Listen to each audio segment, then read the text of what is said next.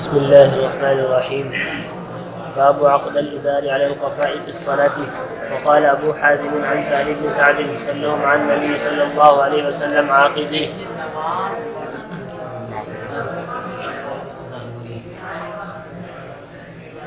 اب جو لباس سے زینت ہے تین کپڑے اصل تو اسی میں نماز پڑھیں گے، لیکن اگر کسی کے پاس لباس زینت لباس ضرورت کے طور پر ایک ہی کپڑا ہے، تو اب اگر وہ کپڑا بہت بڑا ہے تو اس کو اچھی طریقے سے بدن پر لپیٹ دینا چاہیے اور اس کا ادھر کا پلو ادھر اور ادھر کا پلو ادھر ڈال دیں تاکہ وہ اچھی طریقے سے بدن پر جم جائے اور نماز کی نقل و حرکت کرتے ہوئے کشف عورت نہ ہو سکے۔ لیکن اگر کپڑا کے لباس ضرورت کے طور پر آپ کے ہاتھ سے وہ چھوٹا بھی ہے، ایک ہی ہے اور وہ بھی چھوٹا ہے، اب اس کو ادھر سے ادھر ادھر سے ادھر آپ نہیں کر سکتے، تو فرمایا کہ یہاں اس میں گانٹھ باندھ لو۔ سردی کے زمانے میں اور چھوٹے بچوں کو چادر اڑاتی ہے تو وہ تو سنبھال نہیں پاتے، وہ کیا کرتے ہیں ادھر کا پلو ادھر لا کے اور پیچھے کر کے گانٹھ باندھ دیتے ہیں۔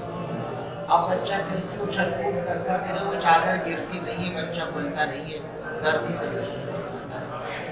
اگر ایک ہی کپڑا نماز پڑھنے کے لیے آپ کے پاس ہے اور وہ بھی چھوٹا ہے تو دوران نماز وہ بدن سے پھسل کر گر نہ جائے، اس لیے فرمایا کہ اس کو ایسے لا کر کے دونوں پلو اور یہاں گردن کے اوپر گانٹھ باندھ دو تاکہ وہ محفوظ رہ جائے، اسی کو فرمایا۔ عقد الازار علی القفا فی الصلاۃ، نماز پڑھتے وقت لنگی کے پلو میں گدی پر گانٹھ باندھ لینے کا بیان۔ دیکھیے بھائی، ایک ہی کپڑے کے اندر بھی نماز ہو سکتی ہے، جائز اور درست ہے، اس کو آگے بیان فرماتے ہیں۔ وقال ابو حازم، اور حضرت ابو حازم سہل بن سعد رضی اللہ تعالیٰ سے نقل کرتے ہیں، صلوا مع النبی، کہ پیغمبر علیہ الصلوۃ والسلام کے ساتھ صحابہ نماز پڑھتے تھے، عاقدی اذنہم علی عواتقہم، اپنی لنگیوں کو گدی پر گانٹھ باندھ رکھے۔ یعنی امام بخاری رحمۃ اللہ علیہ نے دلیل پیش فرمائی کہ صحابہ اس طریقے سے نماز پڑھا کرتے تھے تو آپ پڑھ سکتے ہیں۔ وبه قال حدثنا أحمد بن يونس قال حدثنا عاصم بن محمد قال حدثنا واقد بن محمد عن محمد بن المنكدر قال صلى جابر في إزار قد عقده من قبل قفاه وثيابه موضعة على المسجد، فقال له قائل تصلي في إزار واحد؟ فقال إنما صنعت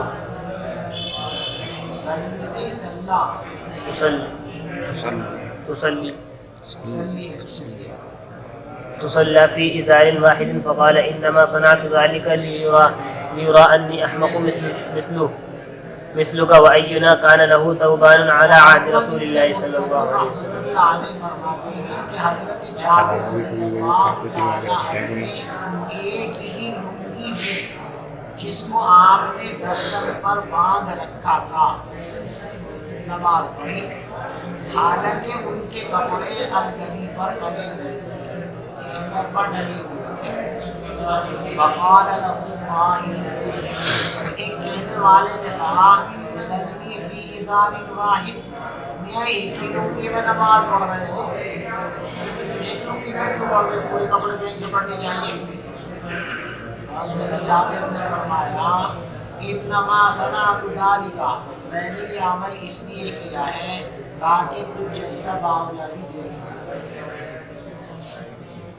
اینا کان لہ ثوبان، ہم میں سے کون سے آدمی کے پاس حضور کے زمانے میں جو کپڑے تھے، یعنی میں نے یہ مسئلہ بیان کرنے کے لیے ایسا کیا ہے کہ مستحب پسندیدہ یہی ہے افضل درجہ کہ لباس زینت کے اندر نماز پڑھی جائے، لیکن لباس زینت اگر نہ ہو تو لباس ضرورت یعنی ایک ہی کپڑا جو آپ کی شرمگاہ کو چھپا لے، صرف اتنا کپڑا پہن کر بھی نماز پڑھ جائے تو نماز درست اور صحیح ہو جائے گی۔ یہ مسئلہ بیان کرنے کے لیے میں نے ایسا عمل کیا۔ وبه قال حدثنا مطرف أبو مصعب قال حدثنا عبد الرحمن بن أبي الموالي عن محمد بن المنكدر قال رأيت جابرا يصلي في ثوب واحد وقال رأيت النبي صلى الله عليه وسلم يصلي في ثوب باب الصلاة في الثوب الواحد ملتحفا به وقال میں نے بتایا نبی آپ کو کہ بڑا کپڑا ہو تو اس میں اچھی طرح لپٹ جاؤ، چھوٹا کپڑا ہو گاٹھ باندھ، چھوٹے کپڑے کا بیان پیچھے آ چکا، بڑا کپڑا اس کو بیان فرماتے ہیں ایک کپڑے میں لپٹ کر نماز پڑھنا۔ تین کپڑے نہیں ہیں، بڑی سی ایک چادر ہے تو اس میں پورے بدن کو اچھی طریقے سے لپیٹ لو اور نماز پڑھنا۔ وقال الزهري في حديثه الملتحفة المتوشح وهو المخالف بين طرفيه على عاتقيه وهو الاشتمال على منكبيه وقالت أم هانئ التحف النبي صلى الله عليه وسلم بثوب رحمۃ اللہ علیہ نے اپنی حدیث میں ملتحف کی تشریح کرتے ہوئے یوں بیان فرمایا الملتحف المتوشح، ملتحف کے معنی ہے توشح کرنے والا، اور توشح کسے کہتے ہیں؟ وَهُوَ الْمُخَالِفُ بَيْنَ طَرَفَيْهِ عَلَىٰ عَاتِقَيْهِ، اور توشح کے معنی آتے ہیں کپڑے کے پلو کو جانب مخالف میں ڈال دینا، ادھر والا جو حصہ ہے اس کو ادھر والے کاندھے پر ڈال دو اور ادھر والا حصہ کو اس کو ادھر والے کاندھے پر ڈال دو۔ پہلے چادر اوڑھنے کا عربوں کے یہاں طریقہ یہ تھا، ہمارے یہاں بھی بعض صوبوں کے اندر یہ طریقہ ہے، ہماری یوپی کے اندر یہ طریقہ نہیں۔ ہمارے یہاں چادر اوڑھنے کا طریقہ یہ ہے کہ ایک سائیڈ کا پلو تو لٹکا رہنے دیتے ہیں اور دوسرے سائیڈ کا پلو ایسے کر کے ادھر ڈال دیتے ہیں، یعنی ہم ایک ہی طرف ڈالتے ہیں دوسری طرف کاندھے کو اس کو نہیں ڈالتے۔ لیکن عربوں کے یہاں طریقہ یہ نہیں تھا، عربوں کے یہاں چادر بیچوں بیچ لی جاتی ہے۔ ہم کیا کرتے ہیں، ایک طرف چادر کا حصہ زیادہ رکھتے ہیں، ایک طرف کم رکھتے ہیں، بائیں طرف کم رکھتے ہیں، دائیں طرف زیادہ رکھتے ہیں اور یوں کر کے اس کو ڈال دیتے ہیں۔ یہ پلو دب گیا اور یہ پلو ادھر چلا گیا۔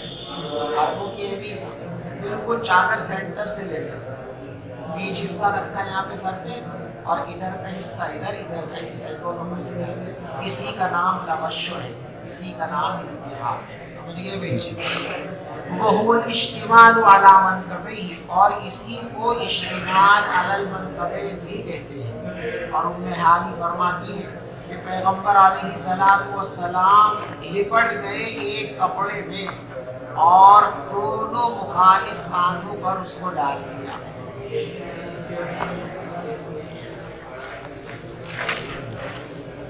وبه قال حدثنا عبيد الله بن موسى قال أخبرنا هشام بن عروة عن أبيه عن عمر بن أبي سلمة أن النبي صلى الله عليه وسلم صلى في ثوب واحد قد خالف بين طرفيه. وبه قال حدثنا محمد بن المثنى قال حدثنا يحيى قال حدثنا هشام قال حدثنا أبي عن عمر بن أبي سلمة أنه رأى النبي صلى الله عليه وسلم يصلي في ثوب واحد في بيت أم سلمة قد ألقي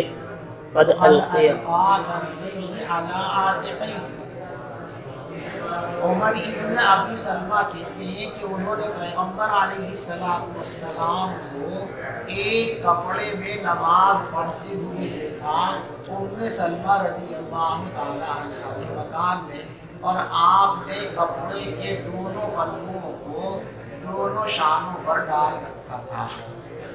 وبه قال حدثنا عبيد بن إسماعيل قال حدثنا أبو أسامة عن هشام عن أبيه أن عمر بن أبي سلمة أخبره قال رأيت رسول الله صلى الله عليه وسلم يصلي في ثوب واحد مشتملا به في بيت أم سلمة واضعا طرفيه على عاتقيه. وبه قال حدثنا إسماعيل بن أبي أويس قال حدثنا مالك بن أنس عن أبي النضر مولى عمر بن عبيد الله أن أبا مرة مولى أم هانئ بنت أبي طالب أخبره أنه سمع أم هانئ بنت أبي طالب تقول ذهبت إلى رسول الله صلى الله عليه وسلم.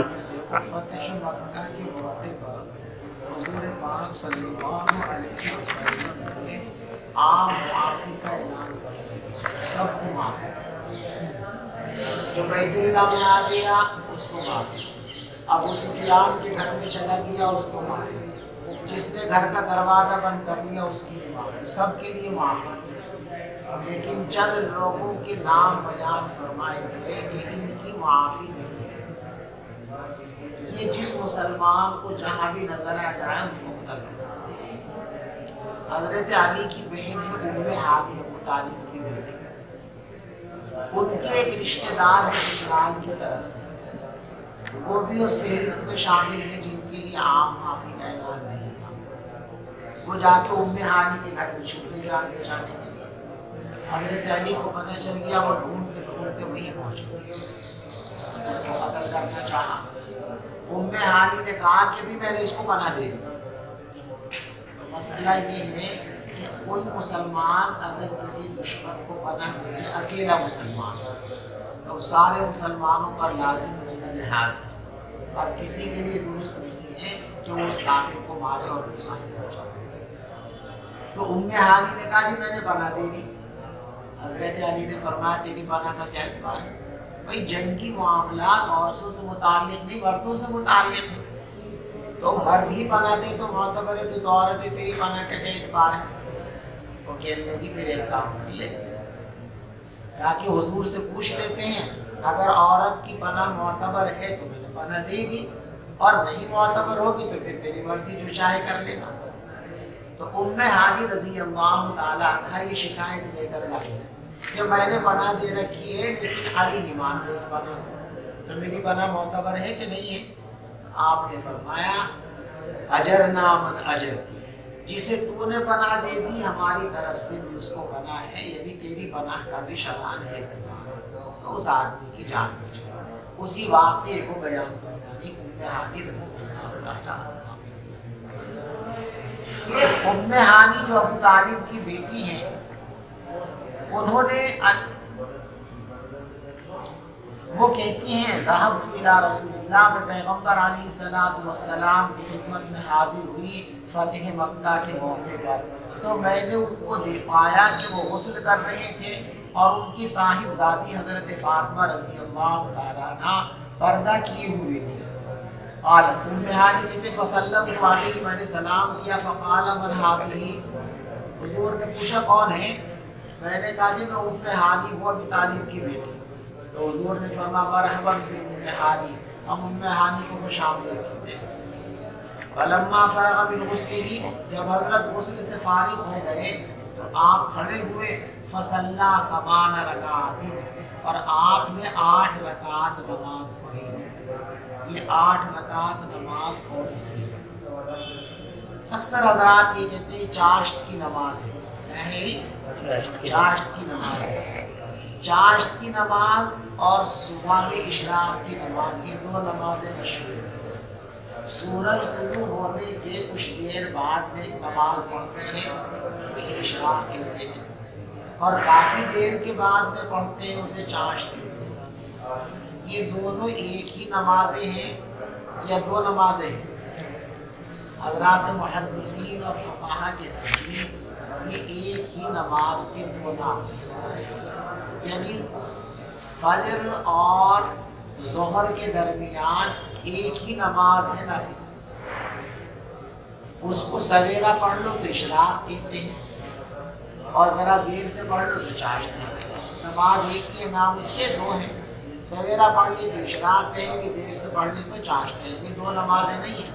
اشراق علیحدہ اور چاشت علیحدہ، یہ پہلے چاشت پڑھی اس کے بعد پھر اشراق پڑھی، ایسا نہیں ہے، ایک ہی نماز پڑھنی ہے، سویرا پڑھنی تو اسے اشراق کہیں گے، دیر سے پڑھنی تو اسے چاشت کہیں گے۔ یہ حضرات محدثین کا مسلک ہے، اور حضرات صوفیاء کرام کے یہاں یہ دو مستقل علیحدہ نمازیں، گویا فجر اور ظہر کے درمیان دو طرح کے نوافل مشروع ہیں، ایک طلوع آفتاب کے کچھ وقفے کے بعد میں تو اس کا نام ہے اشراق، اور ایک میں مکروہ وقت شروع ہونے سے پہلے اس کا نام ہے چاشت۔ دو علیحدہ علیحدہ نمازیں ہیں، سمجھ میں آ رہی بات؟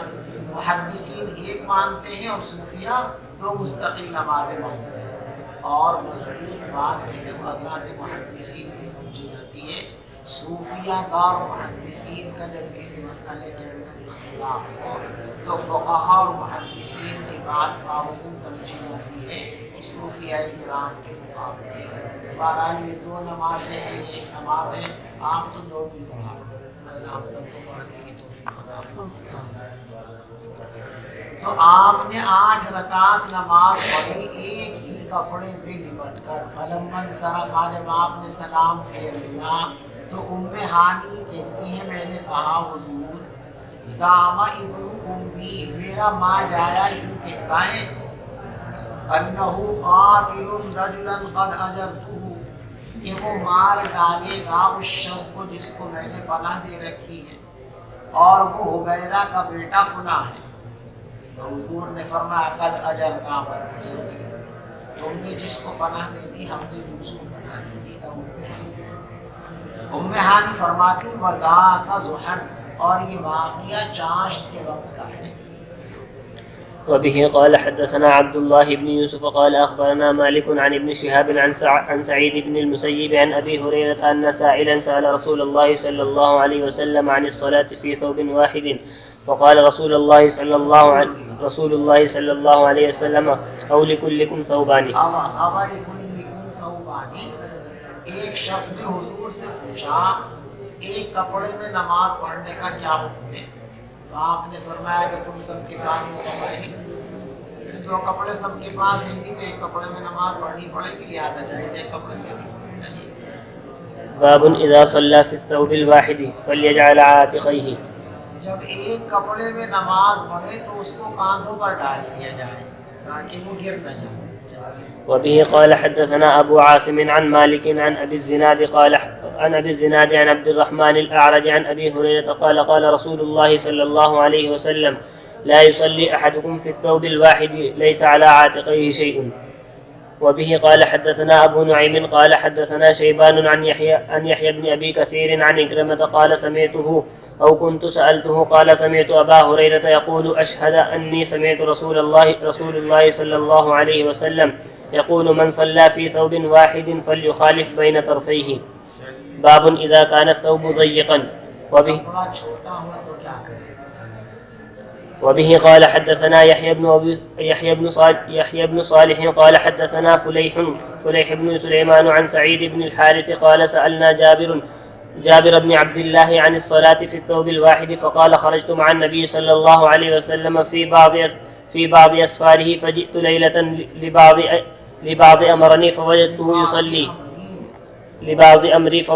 يصلي وعلي ثوب واحد فاشتملت به وصليت إلى جانبه فلما انصرف قال ما سرا۔ سعید بن حارث رحمۃ اللہ علیہ فرماتے ہیں کہ ہم نے حضرت جابر بن عبداللہ رضی اللہ تعالیٰ سے ایک کپڑے میں نماز پڑھنے کا حکم پوچھا، تو انہوں نے جواب میں فرمایا کہ میں رسول پاک صلی اللہ علیہ وسلم کے ساتھ ایک سفر میں نکلا تھا، سفر میں ٹھہرے ہوئے تھے حضور اپنے خیمے میں، اپنے خیمے میں۔ فجئت لبعض امری، میں اپنے کسی ذاتی کام کے لیے حضرت کے خیمے پر آیا، فوجدته یصلی، تو میں نے حضرت کو نماز پڑھتے ہوئے پایا، وعلی ثوب واحد، اور میرے بدن پر ایک کپڑا تھا، فاشتملت به، میں نے اس کو لپیٹ لیا، وصلیت الی جانبہ، اور حضور کی برابر میں کھڑے ہو کر نماز پڑھنے لگا۔ فلما انصرف، جب حضرت نے سلام پھیرا تو فرمایا مسرا یا جابر کیا بات ہے بتاؤ، رات میں کیوں آئے اچانک؟ مسرا، رات میں آنے کی کیا وجہ ہے؟ تو میں نے اپنی ضرورت حضرت سے بتا دی۔ فلما فرغت، جب میں اپنی ضرورت سے فارغ ہو گیا تو پیغمبر علیہ السلام نے پوچھا ما هذا الاشتمال الذي رأيت، یہ کپڑے کا لپٹنا میں کیسا دیکھ رہا ہوں، تم کپڑے میں ایسے کیوں لپٹے ہوئے ہو، بھائی کیا بات ہے؟ تو میں نے جواب دیا کان ثوبا، حضرت ایک ہی کپڑا تھا، کیا اس لیے لپیٹ رکھا ایک ہی میں۔ تو آپ نے ارشاد فرمایا ان کان واسعا فلتحف به، ابھی بتایا تھا نا میں آپ کو کپڑا کیسا ہو تو کیا کرو، کوئی فرماتا اگر کپڑا کشادہ ہے فلتحف به تو اس میں اچھی طرح لپٹ جایا کرو، وَإِنْ كَانَ ضَيِّقًا فَاتَّزِرْ بِهِ، اور اگر چھوٹا ہے تو پھر گدی پر اس کو باندھ لیا کرو۔ وبه قال حدثنا مسدد قال حدثنا يحيى عن سفيان قال حدثني أبو حازم عن سهل قال كان رجال يصلون مع النبي صلى الله عليه وسلم عاقدي أزرهم على أعناقهم كهيئة الصبيان ويقال للنساء لا ترفعن رؤوسكن حتى يستوي الرجال جلوسا۔ دیکھو زمانے نبوت میں خواتین بھی مسجد نبوی کے اندر نماز پڑھنے کے لیے آیا کرتی تھی، اور مردوں کی صفوں کے فوراً بعد عورتوں کی صفیں ہوا کرتی تھی، بیچ میں کوئی پردہ یا دیوار نہیں ہوتی تھی، اور صحابہ کرام اس زمانے میں اکثر تنگی کا شکار تھے، پورا لباس زینت مکمل کرتے پاجامے بہت کم لوگوں کے پاس تھے، بہت سے صحابہ کا حال یہ تھا کہ ایک ہی کپڑا ہوتا تھا بیچاروں پر، اسی کو یہاں باندھ دیا یہاں باندھ دیا، اسی باندھ کر نماز پڑھتے تھے۔ اب چھوٹے کپڑے میں جب نماز پڑھنے کے لیے آپ جھکیں گے سجدے میں جائیں گے تو اس میں بدن کے کھلنے کا احتمال اغلب درجے میں، جیسے ہمارے زمانے کے اندر لوگ حماقت کرتے ہیں نا، پینٹ پہنے ہوئے ہیں پتلون اور وہ اوپر سے بنیان جو چلنا نا، پہلے زمانے کے اندر آج بھی، پہلے زمانے تو تھا ہی، آج بھی جو معزز لوگ ہیں سنجیدہ لوگ ہیں وہ بنیان میں کسی کے سامنے آنا پسند نہیں کرتے۔ آپ بیٹھے ہوئے ہیں بنیان پہنے ہوئے، کوئی آدمی اچانک آ گیا معزز آپ سے ملنے کے لیے تو آپ اس حال میں نہیں ملیں گے، کرتا پہنے اٹھ کر جائیں گے استقبال کے لیے، باہر نہیں کرتا پہن کر کے جائیں گے، بنیان پہن کر جانا لوگوں کے، بنیان تو خلوت کا لباس ہے، تنہا ہے آپ کوئی نہیں ہے بنیان پہن لیا۔ لیکن اب ایسی حماقت جاری ہوئی فیشن کے نام پر کہ ہر وہ چیز جو گندی تھی بیکار تھی فیشن کے نام پر ان مسلمانوں نے قبول کر دی، تو اب اسی بنیان کے اندر جو ہے اس کا نام رکھ دیا ٹی شرٹ، نام سے کیا ہو گیا، بنیان تو بنیان ہی ہے، اس کا نام کچھ بھی رکھ دو، ٹی شرٹ نام رکھ دیا۔ اب وہ بنیان اور جو ہے پتلون اسی میں سب جگہ جا رہے بیچارے، اور اسی میں نماز پڑھنے آ جائے، اور جب وہ سجدے میں جاتا ہے تو کبھی بھی تجربہ کر کے دیکھو نماز اس کی چلی جاتی ہے، اس لیے کہ جب یہ سجدے میں جاتا ہے تو وہ پینٹ تو پیچھے کو کھسک جاتی ہے اور بنیان اوپر کو کھسک جاتا ہے۔ اب یہ جو سرین کے اوپر کا حصہ ہے جو سطر کے اندر شامل ہے، عورت کے اندر شامل ہے، یہ اس کا کھلتا ہے اور پورے سجدے کے اندر کھلا رہتا ہے، یعنی پورا سجدہ مکمل رکن جو ہے وہ ننگے پن میں ہوتا ہے، نماز ہوگی اس کی، نماز ہونے کا سوال ہی پیدا نہیں ہوتا ہے۔ تو چھوٹے کپڑے میں جب سجدے میں جاتے ہیں تو شرمگاہ کے کھلنے کا اندیشہ رہتا ہے۔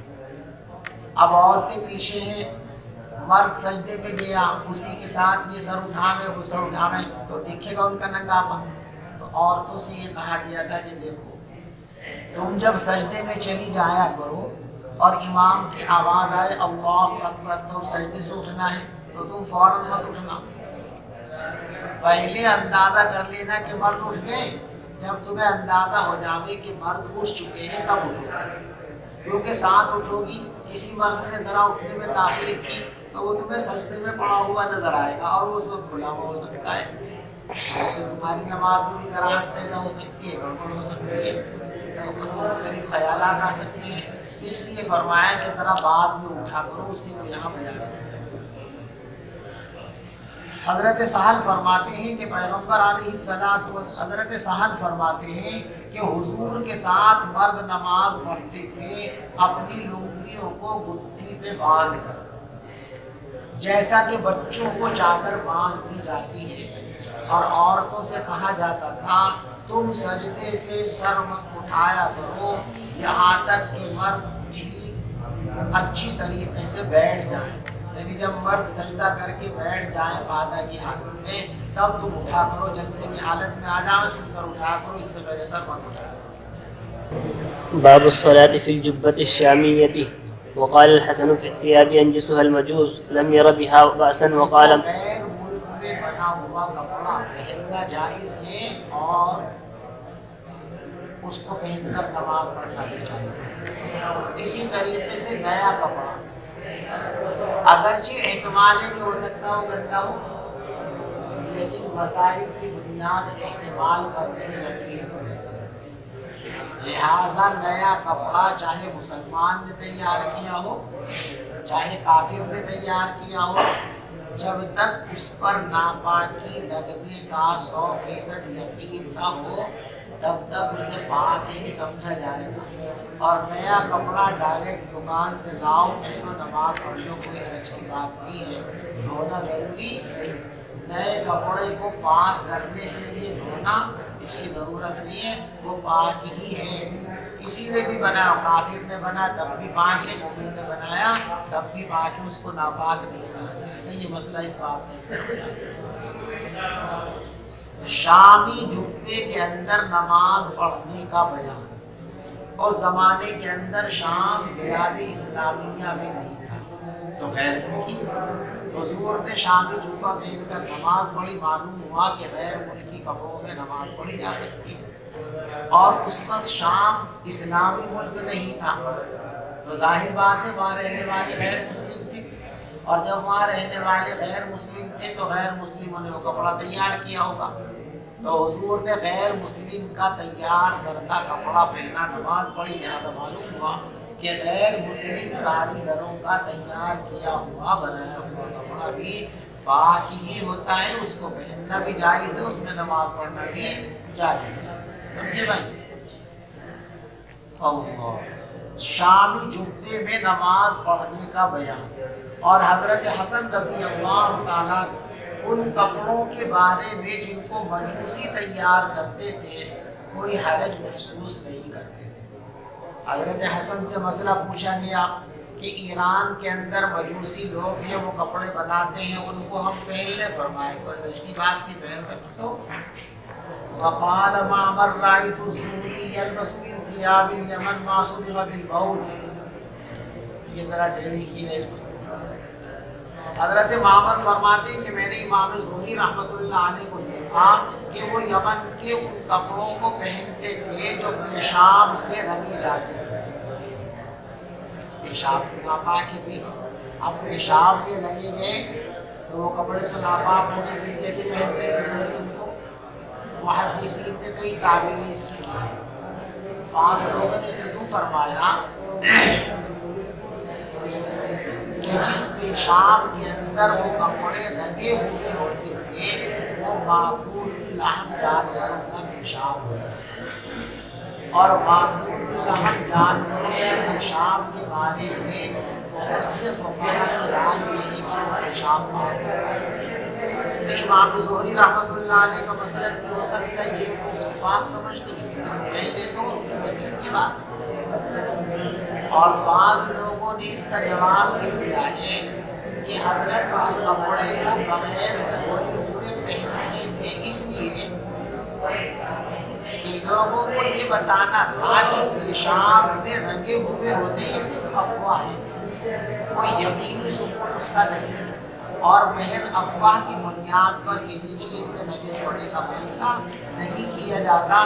اس لیے حضرت بغیر دھوئے ہوئے اس کپڑے کو.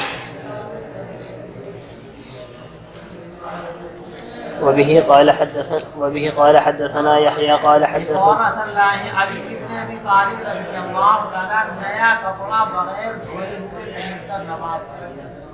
یعنی نئے کپڑے کو پاک کرنے کے لیے دھونا ضروری نہیں، اس کو پاک ہی مانتے. وبه قال حدثنا يحيى قال حدثنا أبو معاوية عن الأعمش عن مسلم عن مسروق عن مغيرة بن شعبة قال كنت مع النبي صلى الله عليه وسلم في سفر فقال يا مغيرة خذ الإداوة فأخذتها فانطلق رسول الله صلى الله عليه وسلم حتى توارى عني فقضى حاجته وعليه جبة شامية فقضى حاجته عليه وعليه جبة شامية فذهب ليخرج يده من أمها وغیرہ.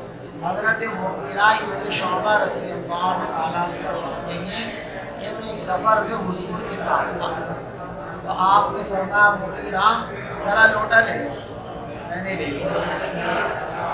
حضرت چل دیے یہاں تک کہ حضرت میری نگاہوں سے اوجھل ہو گئی اور پھر آپ نے اپنی ضرورت پوری فرمائی اور آپ شامی جبہ پہنے ہوئے تھے. اس کے ترجمے فرمایا کہ شام کا بنا ہوا جبہ حضرت نے پہنا, اس میں نماز پڑھی تو معلوم ہوا غیر ملکی کپڑے پہننا اور کافروں کے ہاتھ سے بنائے ہوئے کپڑے پہننا بھی جائز اور درست ہے. فذهب ليخرج يده من قربها, تو حضرت وضو کرنے کے لیے اپنا ہاتھ آستین سے نکالنے لگے. سمجھتے ہیں ایسے بھی چڑھاتے ہیں.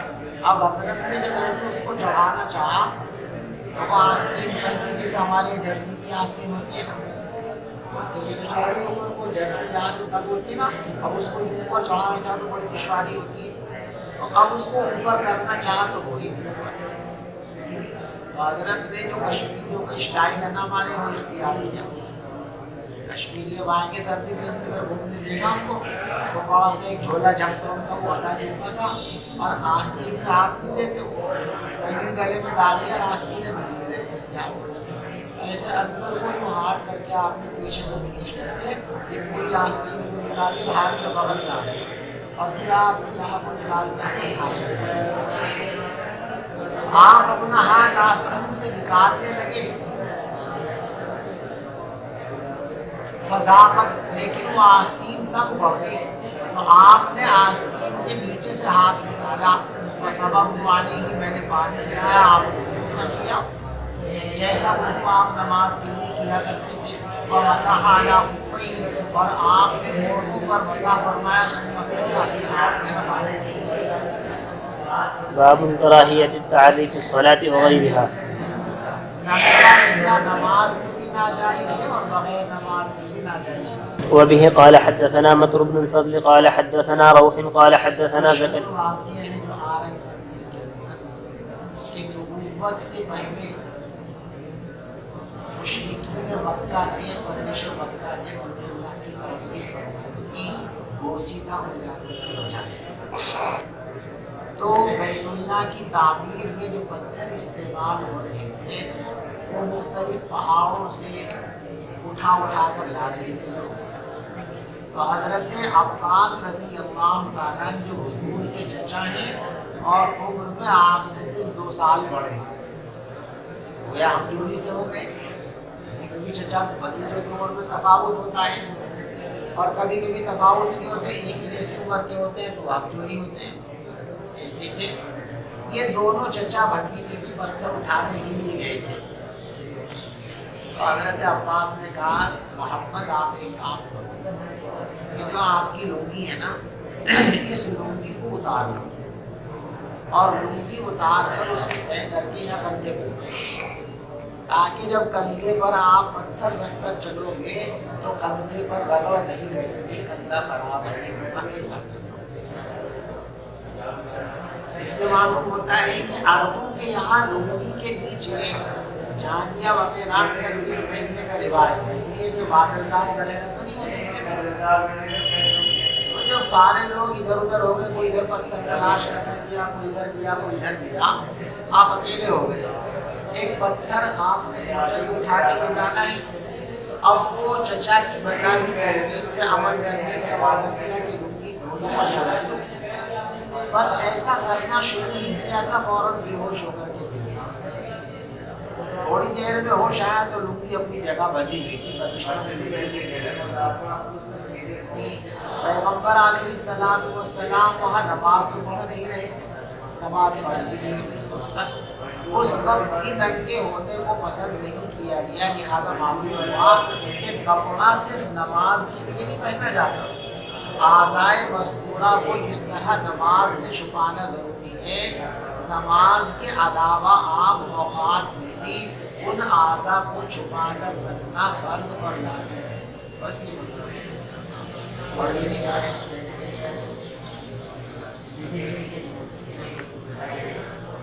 باب الصلاة في القميص والسراويل والتبان والقباء. روایت تو پڑھ لیں. میں پہلے یہ کتاب کی وبه قال حدثنا متروك بن الفضل قال حدثنا روح قال حدثنا زكريا بن اسحاق قال حدثنا عمرو بن دينار قال سمعت جابر بن عبد الله يحدث ان رسول الله صلى الله عليه وسلم كان ينقل معهم الحجاره للكعبة وعليه مکے والوں کے ساتھ پتھر ڈھو رہے تھے کعبے کی تعمیر کے لیے اور آپ کے بدن پر لنگی تھی، تو ان سے حضرت عباس نے فرمایا جو ان کے چچاتے ہیں اپنے آخری ہے بھتیجے، لو حللت ازارک، اگر تم اپنی لنگی کھول دو، فجعلت علی منکبیک، اور ان کو پتھر کے نیچے اپنے کاندھے پر رکھ لو بہتر ہوگا۔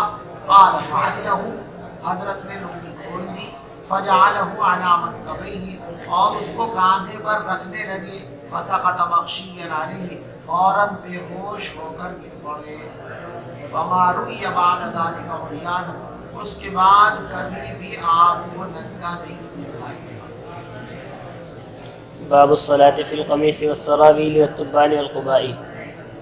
دیکھو نماز میں کون سا کپڑا پہنے، شریعت میں اس کی کوئی پابندی نہیں لگائی، بس چھپ جانا چاہیے۔ لہذا آدمی جو ہے لمبا سا کرتا پہن لے، نیچے انڈرویئر پہن لے تب بھی نماز ہو جائے گی، کرتا پاجامہ پہن لے تب بھی نماز ہو جائے گی، کرتا اور لنگی پہن لے تب بھی نماز ہو جائے گی، صرف لنگی ہے تب بھی نماز ہو جائے گی۔ تو یہاں 9 طرح کے کپڑے بیان فرمائے حضرت عمر فاروق رضی اللہ عنہ نے کہ ان میں سے کوئی سا کپڑا بھی پہن لو، نماز آپ کی درست ہو جائے گی۔ کرتے پاجامے اور لنگی، کرتے پاجامے میں اور انڈر ویئر میں اور قبا میں نماز پڑھنے کا بیان۔ طوفان کے معنی جان یا انڈر ویئر۔ وبه قال حدثنا سليمان بن حرب قال حدثنا حماد بن زيد عن أيوب وعن محمد عن أبي هريرة قال قام رجل إلى النبي صلى الله عليه وسلم فسأله عن الصلاة في الثوب الواحد فقال أو كلكم يجب ثوبين، ایک شخص نبی پاک صلی اللہ علیہ وسلم کے پاس آیا اور حضرت سے ایک کپڑے میں نماز پڑھنے کا حکم دریافت کیا۔ آپ نے فرمایا تم میں سے ہر آدمی کے پاس 2 کپڑے ہیں، پھر 2 کپڑے سب کے پاس ہونے چاہیے، پھر ایک کپڑے میں ظاہر بات ہے کہ نماز ہو جائے گی۔ پھر ایک شخص نے حضرت عمر سے مسئلہ پوچھا کہ حضرت ایک کپڑے میں نماز ہو جائے گی؟ آپ نے فرمایا دیکھ بھائی، اگر تنگ حالی ہے، ایک سے زائد کپڑا میسر نہیں ہے تو ایک کپڑے میں نماز پڑھ لو، لیکن جب اللہ نے وسعت دی ہے تو پورا لباس پہننا چاہیے، بالکل ننگے تو حضرت نے فرمایا اذا وسع اللہ، جب اللہ کشادگی اور وسعت عطا فرما دے، فاوسعوا، تو تم بھی وسعت کا استعمال کیا کرو۔ کپڑے ہیں پھر بھی تم جو ہے وہ پہنے پھر ذرا سے دھوتی باندھے ہوئے یا موٹا باندھے ہوئے پھر رہے۔ جمع رجل علیہ ثیابہ، آدمی کو اپنے بدن پر پورے کپڑے جمع کرنے چاہیے۔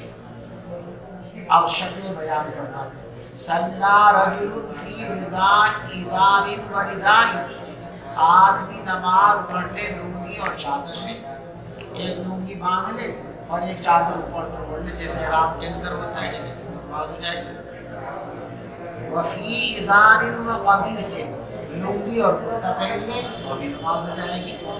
دیکھو ٹوپی کا ذکر یہاں پر اس لیے نہیں ہے کہ ٹوپی ضمن لباس میں داخل ہوتی ہے، ذکر کرو نہ کرو یہ اس کا تجمہ ہے، تجمے کا عموماً ذکر نہیں کیا جاتا لیکن وہ اس میں شامل ضرور ہوتا ہے، ٹھیک ہے۔ کرتا پاجامہ دھلنے کے لیے بیٹو دھوبی کے یہاں 50 روپے لیتا، 70 روپے لیتا، ٹھیک ہے۔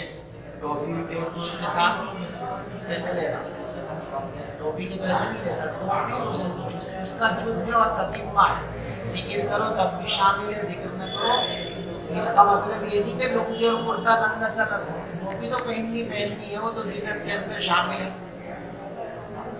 فی ازار و قبائل، لنگی اور قبا پہن کے بھی نماز پڑھ سکتے ہیں۔ فی سرابیل و رداء، پاجامہ اور چادر بھی پاجامہ پہن لیا، پینٹ پہن لی، اوپر سے چادر اوڑھی، چلے گا.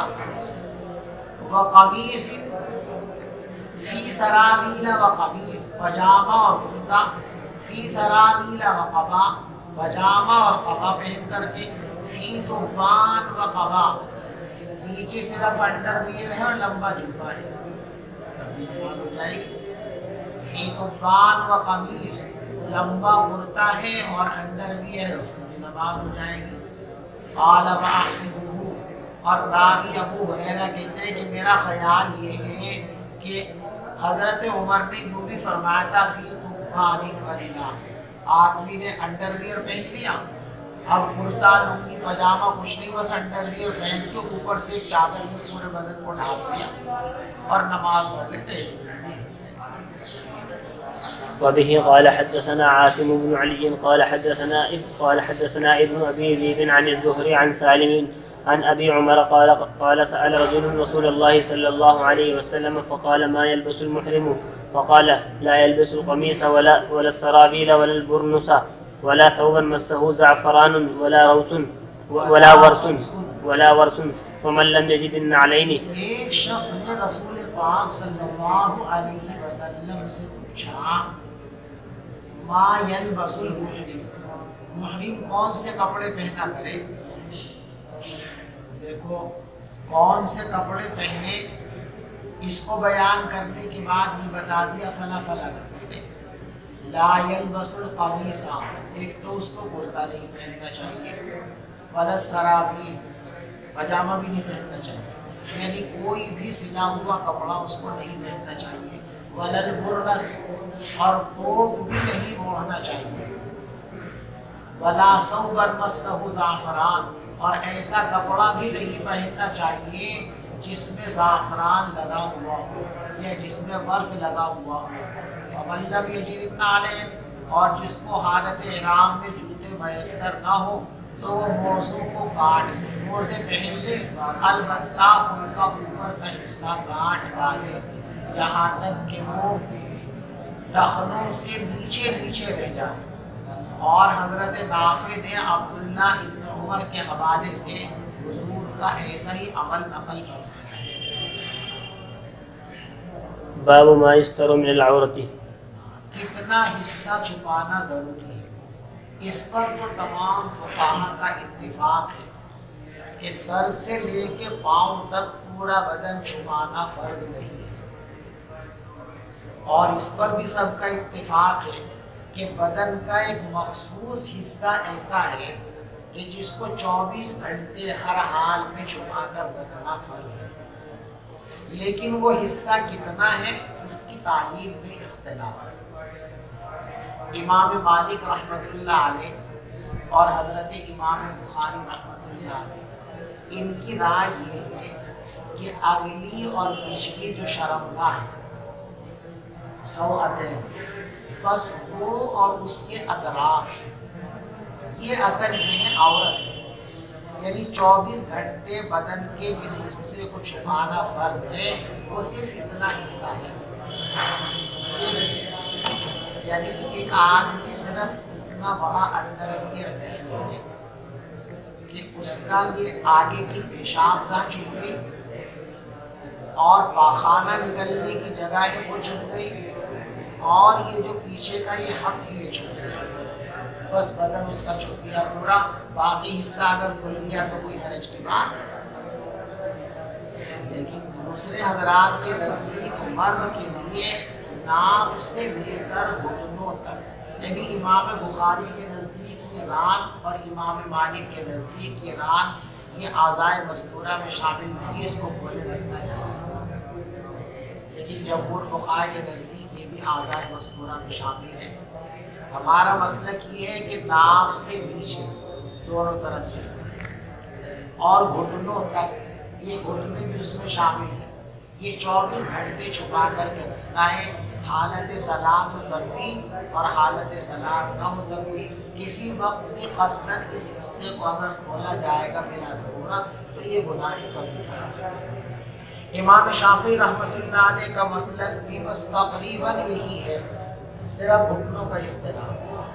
ہماری تعبیر بھی ہے ناف سے گھٹنوں تک، ان کے مذہب کے اندر بھی تعبیر ہے ناف سے گھٹنوں تک، لیکن یہ غایت مغیہ میں داخل ہے کہ نہیں، بس یہ اختلاف ہے۔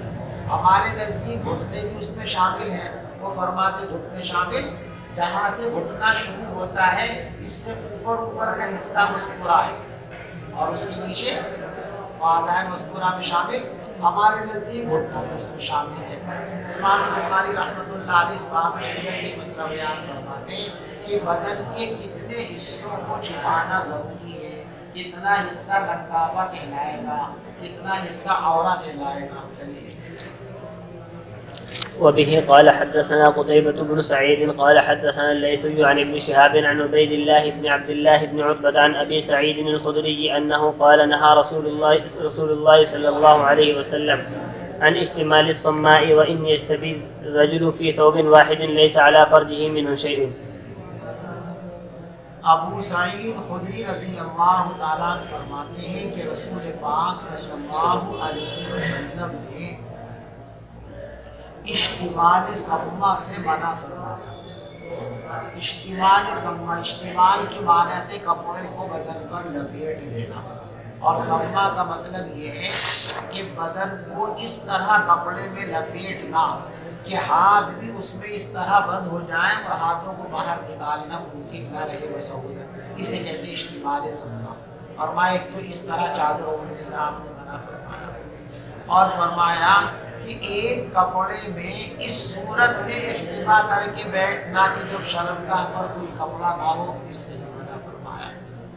یعنی آپ نے یوں فرمایا بھئی یہ حبہ مت بنائیں، حبہ آرام کرسی، اس طرح بیٹھتے نہیں، اسے کہتے ہیں احتما۔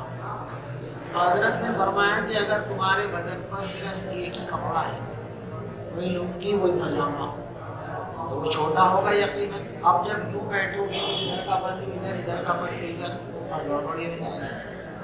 لیکن اگر آپ نے انڈر ویئر پہنا ہوا ہے، اگر یوں کر کے بیٹھیں گے لنگی ہٹ بھی گئی تھوڑی بہت تو شرمگاہ دکھے گی آپ کی۔ اس سے امام بخاری رحمۃ اللہ علیہ کا استدلال ہے کہ اگر رانوں کو چھپانا بھی ضروری ہوتا تو آپ کیا کہتے لیس علی فرجہ و فخذہ ثوب، لیکن کیا فرمایا لیس علی فرجہ ثوب، کہ اس کی شرمگاہ پر کپڑا نہ ہو۔ شرمگاہ کا تذکرہ کیا، اس کا مطلب یہ ہے کہ شرمگاہ ہی چھپانے کی چیز ہے، باقی چیزیں چھپانے کی، لیکن یہ مفہوم مخالف کے ذریعے استدلال کیا گیا، اور حنفیہ کے یہاں مفہوم مخالف کے ذریعے استدلال معتبر نہیں ہوتا، اس لیے امام بخاری رحمۃ اللہ علیہ کی دلیل حنفیہ کے نزدیک قابل اعتبار نہیں ہے۔ بات سمجھے بھائی؟ وبه قال حدثنا قبيصة بن عقبة قال حدثنا سفيان عن أبي الزناد عن الأعرج عن أبي هريرة قال نهى النبي صلى الله عليه وسلم عن بيعتين عن اللماس والنباس۔ پیغمبر علیہ السلام نے دو طرح کی خرید و فروخت سے منع فرمایا، ایک تو لباس سے اور ایک لباس سے۔ دیکھو ان کو بیع لباس اور بیع لباس بھی کہا گیا، اور حدیث کے اندر اس کو بیع ملامسہ اور بیع منابذہ بھی کہا گیا۔ زمانے جاہلیت کے اندر سامان بیچنے کا ایک بڑا طریقہ تھا، یہ سامان ہاتھ میں، ہاں بھائی لو، لے رہے 20 روپے کا، لے رہے، اب وہ سوچ رہا لے رہے، یعنی اگر سودا کرنے والے نے، بیچنے والے نے اس کے ہاں کرنے سے پہلے ہی، نہ کرنے سے پہلے ہی یہ سامان اس کی طرف پھینک دے، بھی ہوا تیرا، اب وہ چاہے یا نہ چاہے بس ہو گیا۔ یعنی بائیں کا اپنے ہاتھ سے یہ سامان اس کی طرف پھینک دینا، یہی عقد بیع ہو گیا۔ سامنے والے کی مرضی ہو تب بھی اور مرضی نہ ہو تب بھی۔ اسلام آیا تو فرمائیے نہ جائز تھا، کیونکہ ہمارے یہاں بیع جب درست ہوگی جب دونوں فریق راضی۔ لا تأکلوا اموالکم بینکم بالباطل الا ان تکون تجارتا عن تراض بینکم۔ تجارت کیسی ہونی چاہیے؟ دونوں طرف کی رضامندی ہو، خریدنے والا بھی رضامند ہو اور بیچنے والا بھی رضامند ہو۔ آج سمجھ گئے؟ اسے کہتے ہیں بیع منابذہ یا بیع ملامسہ۔ یا مثال کے طور پر مشتری یہ کہہ رہا دیکھو میں 20 روپے میں لے لوں گا تمہارا یہ سامان، اور ایک لے لیا، جو پیسے اس کے ہاتھ میں تھے 20 روپے اس کی طرف پھینک دیے، اور پھینک دیے کام ہو گیا۔ ملامسہ، کپڑا رکھا ہوا ہے، سامان رکھا ہوا ہے، سودا چل رہا، 100 کا لے لو، 150 کا لے لو، اب مشتری نے بڑھ کر کے یہ ہو گیا میرا کہتے ہیں نا چھوم چھوا، تو یہ بیبین کی چھوم چھوا تھی کہ مشتری نے اگر چھو دیا تو میں چھو دیا تو اس کا ہو گیا، بائیں راضی ہو تب بھی اور ناراضی ہو ہمارے سب کی عادت کی بات، ان سب میں غرض ہے، اور کوئی بھی ایسا معاملہ جس کے اندر غرض ہو شریعت کی نگاہ کے معتبر نہیں ہے۔ تو عام مدینہ تشریف لائے تو مدینے کے جو غلط رواج تھے ان کو تبدیل کیا، یہ خرید و فروخت کا غلط رواج اور طریقہ تھا، اس کو بھی آپ نے رد فرما دیا۔ وہاں عن اللباس واللباس، حضرت نے بیع ملامسہ اور بیع مناوضہ دونوں سے منع فرمایا، سمجھ گئے بھائی؟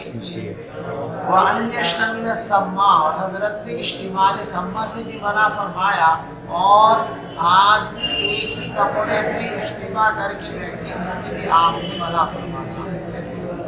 وبه قال حدثنا إسحاق قال حدثنا يعقوب بن إبراهيم قال أخبرنا ابن أخي ابن شهاب عن عمه قال أخبرني حميد بن عبد الرحمن بن عوف أن أبا هريرة قال بعثني أبو بكر في تلك الحجة في مؤذنين يوم النحر نؤذن۔ ابو ہریرہ فرماتے ہیں کہ ابو بکر صدیق رضی اللہ تعالی عنہ نے اس حج میں مجھے بھیجا تھا اعلان کرنے والوں کے ساتھ شامل کر کے۔ کل میں نے بتایا تھا نا آپ کو کہ 9 ہجری کے اندر جو حج ہوا ہے وہ حضرت ابو بکر صدیق رضی اللہ تعالیٰ عنہ کی عبادت ہوا ہے، تو حضور نے کچھ اعلان کرنے کا مکلف بنایا تھا۔ ابو بکر نے جب وہ اعلان کرائے تو چند صحابہ کرام کو متعین کیا آپ کرنا۔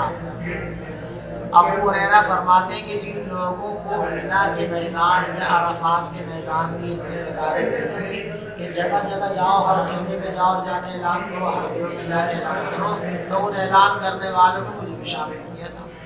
ابو بکر نے اس حج کے موقع پر مجھے بھی مؤذنین کے ساتھ بھیجا تھا 10 ذی الحجہ کو، کہ ہم مینا میں جا کر اعلان کریں اس بات کا کہ اس سال کے بعد کوئی مشرک حج کرنے کے لیے نہیں آئے گا، ولا یطوف بالبیت عریان، اور کوئی ننگا آدمی بیت اللہ کا طواف نہیں کرے گا۔ قال حمید بن عبد الرحمن ثم اردف رسول اللہ، پھر پیغمبر علیہ السلام نے پیچھے سے حضرت علی کو بھیجا اور ان کو یہ آرڈر دیا کہ وہ یہ اعلان کر دیں کہ تمام معاہدوں سے اب مسلمان بری ہیں۔ ابو ہریرہ کہتے ہیں کہ علی بھی ہمارے ساتھ اعلان کرتے پھر رہے تھے مینا والوں کے درمیان 10 ذی الحجہ کو۔ کیا اعلان تھا بھائی؟ لا یحج بعد العام بمشرک، اس سال کے بعد کوئی مشرک حج کرنے کے لیے نہیں آئے گا، ولا یطوف بالبیت عریان، اور کوئی ننگا آدمی آئندہ بیت اللہ کا طواف نہیں کر سکے گا۔ لیکن وہ ٹخنوں سے نیچے اور بار بار اس کو نماز میں سنبھالنا نہ، اگر وہ اس طرح ڈال رکھی ہے بدن پہ، کوئی بدبند نہیں باندھ رکھا کہ بار بار اسے سمیٹنا پڑتا ہے، تو پھر نماز نہیں۔ اس ابا کو اوپر سے ڈال کر اس طرح باندھ بند لگا کے جائیں کہ رکوع اور سجدے میں آتے جاتے بار بار اس کو سنبھالنا نہ پڑے، تکلف میں نماز پڑھ سکیں، تو خوبصورت والی ابا بھی ڈال کے نماز پڑھ سکیں۔ جی دفنوں سے نیچے ہو گئی